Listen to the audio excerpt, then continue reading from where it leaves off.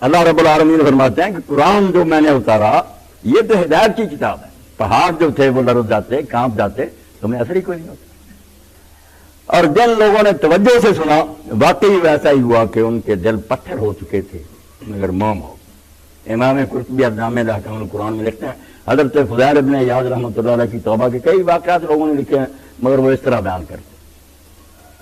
اور وہ بیان میں علامہ اسماعیل الوسی اسی طرح بیان کرتے۔ حضرت فضیل اب امت کے اولیاء میں سے بہت بلند پایا ولی، حدیث میں تفسیر میں ان کے اقوال درج ہوتے ہیں، امت ان کا احترام کرتی، شیعہ سنی دونوں مانتے ہیں کہ ثقہ اور موت برابر تھی، مگر ڈاکو گینگ بنایا ہوا تھا، راستے میں بیٹھے رہتے تھے، کافرے گزرتے تھے، لوٹتے تھے۔ تو ایک دن فرماتے ہیں میں نے ایک لڑکی کو دیکھا، وہ اتنی مجھے اچھی لگی، خوبصورت تھی، میں دل سے بیٹھا۔ اب میں رات کے وقت دیوار پھاند رہا تھا اس کے مکان کی، میں نے تہیہ کر لیا تھا کہ میں نے اس کا وصال ضرور حاصل کر ملنا ہے۔ اب میں دیوار پھاند رات تھی تو اچانک میرے کان میں یہی آیت پڑی سورہ حدیث کی، الم یعن للذین آمنوا ان تخشع قلوبهم لذکر اللہ ما نزل من الحق۔ کیا ابھی وقت نہیں آیا، سوال ہے، کیا ابھی وقت نہیں آیا کہ جو لوگ ایمان رکھتے ہیں وہ اللہ کا کلام سن کر ڈر جائیں اور اللہ کے ذکر سے لرز اٹھیں؟ وقت نہیں آیا؟ انہوں نے سنا اور ادھر ادھر دھیان کیا، فرماتے ہیں وقت آ گیا، دل بالکل مرا نہیں تھا۔ میں نے اونچی آواز سے کہا واللہ آنا واللہ آیا، اللہ کی قسم آ گیا، اللہ کی قسم آ گیا۔ اور اسی وقت اپنے دل میں یہ فیصلہ کیا کہ بس جو گزر گئی نا عمر وہی کافی ہے۔ یہ آواز اللہ کی طرف سے جو آسمان کے دریچے کھول کر سنائی گئی کہ کب وقت آئے گا کہ تم توبہ کرو، ابھی وقت نہیں آیا کہ تم ان کاموں کو چھوڑو اور اللہ کا کلام سن کر ڈر جاؤ۔ تو وہاں سے نکلتے ہی فرماتے ہیں میں گیا تو ایک ویرانہ تھا، ویران جگہ ایک قافلے نے ڈیرا لگایا ہوا تھا، کچھ لوگ مسافر تھے وہ ٹھہرے ہوئے تھے، اب وہ آپس میں باتیں کر رہے تھے، یار جلدی کرو یہاں سے نکلنے کی کوشش کرو، یہاں فضیل اور اس کے ساتھی ڈاکو رہتے ہیں، کہیں وہ نہ مل جائیں وہ تو لوٹ لیں گے۔ آپ بڑی اونچی آواز سے روئے کہ تو اتنا بدبخت اور نامراد ہے کہ امت مسلمان کے لوگ تیرا نام لے کر ایک دوسرے کو ڈراتے ہیں کہ فضیل ڈاکو ہے، سے بچو۔ توبہ کر لی اور کہا اللہ منی تبت الیک، اے اللہ میں نے توبہ کی، وجعلت تو توبہ کی سوارا بیت کرا، اور میری توبہ کا جو ہے نا افزانہ جو میں نے وعدہ کیا کہ میں کس طرح توبہ کر پاؤں گا وہ یہ ہے کہ میں تیرے پاک گھر حرم شریف میں اب باقی زندگی گزاروں۔ اور بغداد سے چلے تاریخ اسلام میں دیکھیں کہ ہر قدم پر قدم اٹھاتے تھے، 2 رکعت نماز پڑھتے،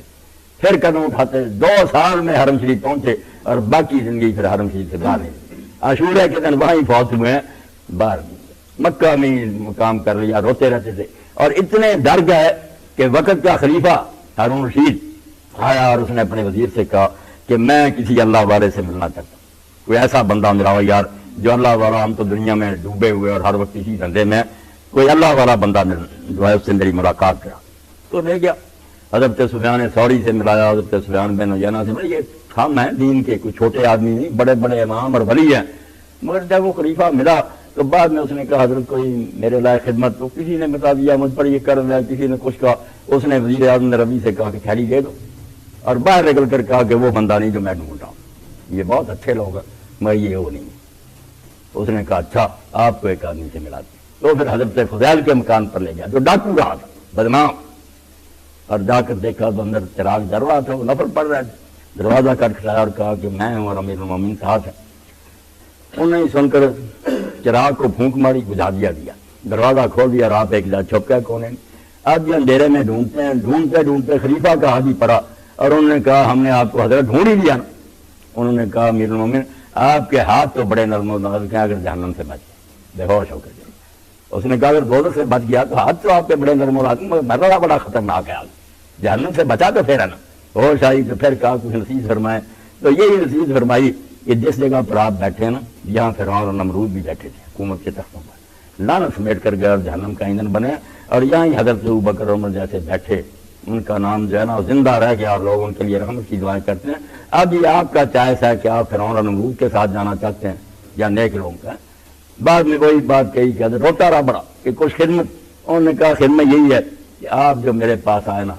آئندہ اللہ کے لیے مجھے ملنے نہ آئے اور نہ مجھے کبھی بلائیں، میں جہالت اور غفلت میں اپنی بہت عمر ضائع کر چکا، وہ کمی پوری کرنے میں لگا ہوا ہوں، اللہ سے معافی مانگ، میرے پاس کہاں وقت ہے کہ میں لوگوں سے ملوں، میں نے تو اپنے رب سے وعدہ کیا تھا کہ توبہ کر کے ہر حدیث پڑھاتے قرآن پڑھاتے مگر دنیا دار لوگوں سے بادشاہوں سے ملنا چھوڑ،